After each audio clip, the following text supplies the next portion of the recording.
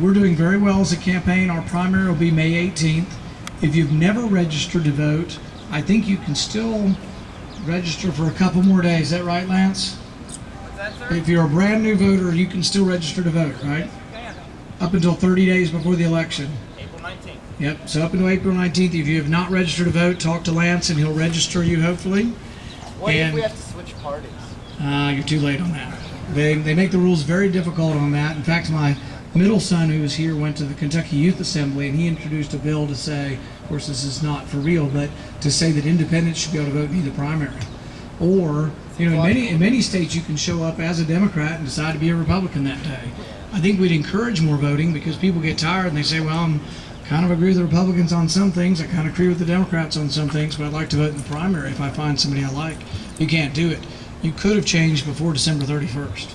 But if you're a new voter, you can still register. If you're new in the state, and you can still register. But May 18th will be our primary. Very few people vote in the primary.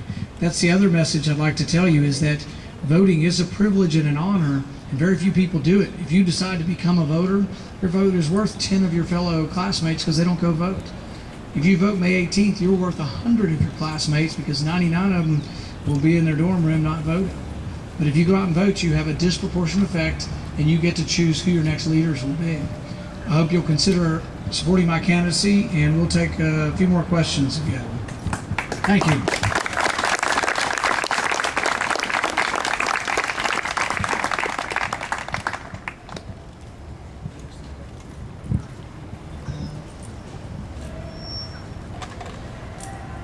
It's trying to think how to.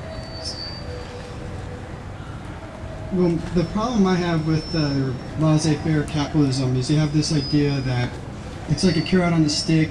It's like, yeah, and all of you can become the next Bill Gates, but it's like not everyone's going to become the next Bill Gates, you know, and the chance, you know, it's more likely that, you know, someone may increment a little bit, but not like, not become the next Bill Gates. And when you talk about like having freedom and stuff, I also think it kind of negates it ignores the you know, the idea that, you know, when we live in a society, there is like a responsibility that we have. Like when people are sick, it doesn't just affect you, it affects you by, you know, increases the, you know, costs. I mean, like if someone with schizophrenia, they can help it, but, you know, it creates a lot of money and stuff. And so I think that like there's sort of like an imbalance. It's like just all this talking about all about capitalism, but you kind of, you know, there isn't the balance there. You know, I think that's a good question. And the thing is like, am I my brother's keeper? I personally believe that, and my religious faith teaches me that. But you know what? It's charity if I help someone who needs help. But if you come to me with a long arm of government, take it from me and give it to someone else, then it's no longer charity, then it's forced redistribution of wealth. And the problem is what we have in our society, and everybody will tell you this, you know, you go anywhere, there are many people who are abusing the system. So instead of taking care of the blind, or the double amputee, or the people who cannot get around, what we're doing is the guy jumps out of his truck and hangs his handicap sticker, and he's on complete disability because he has some back pain. Somebody told me a story today. They said Tip O'Neill was at a political rally, and he came up to a gentleman and he said, how's your back doing? And he walked away, and the guy was amazed. How did you know he had back problems? You could believe you remembered. You hadn't seen him in years. Everybody's got back problems, you know, so I mean, that's the problem. But there's a difference between charity and having the government do it for you. And the other thing I would say is that, for example, let's say we think it is our responsibility, and I do feel a personal responsibility to help people, like, for example, in Haiti that have suffered through this horrible earthquake. You don't see Cuba giving millions of dollars because they have no money. Cuba can barely provide for their own because their economic system is the pits. Communism and socialism doesn't work. But capitalism has created enormous wealth. Not just Bill Gates, but just the country at large. We are so rich that we can help people like Haiti because of our enormous wealth. But we have to realize where the wealth came from. It's not that somehow America is just better than the rest of the world. Our economic system, I think, is better than the rest of the world. It creates enormous wealth. So I think through that we can help people. But really, you can be your brother's keeper But you need to make that decision, and then if you want me to help you, then you need to convince me as an individual to contribute also, and then that's true charity, and that's the way you help people. Also, charities are more efficient at helping people. Government ends up, it gets so abused. I mean, the whole disability process, you have thousands and thousands of people on disability that really should be out there working. Cool. Let's go here, and then we'll go back here. One more here first.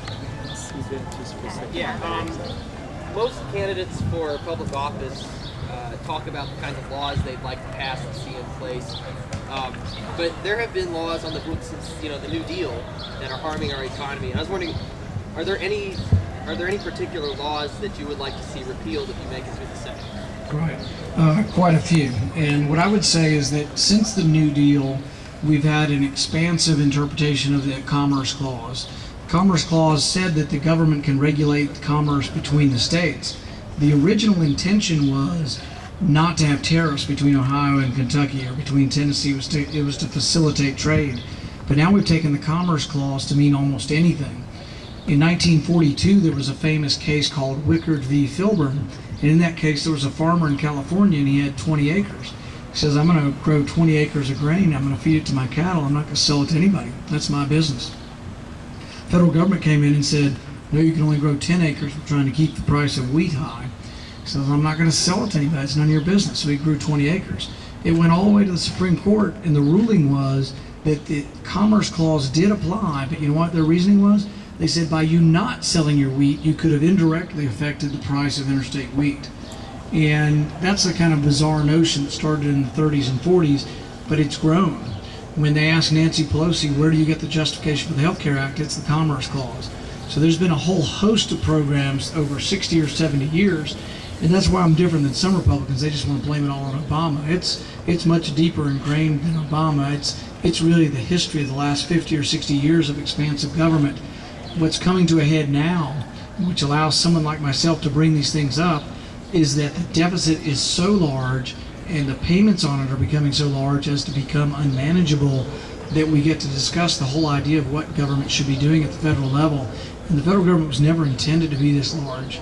There aren't so many restrictions on state government, except for the state constitutions, but the federal constitution meant that we were supposed to have a very small federal government.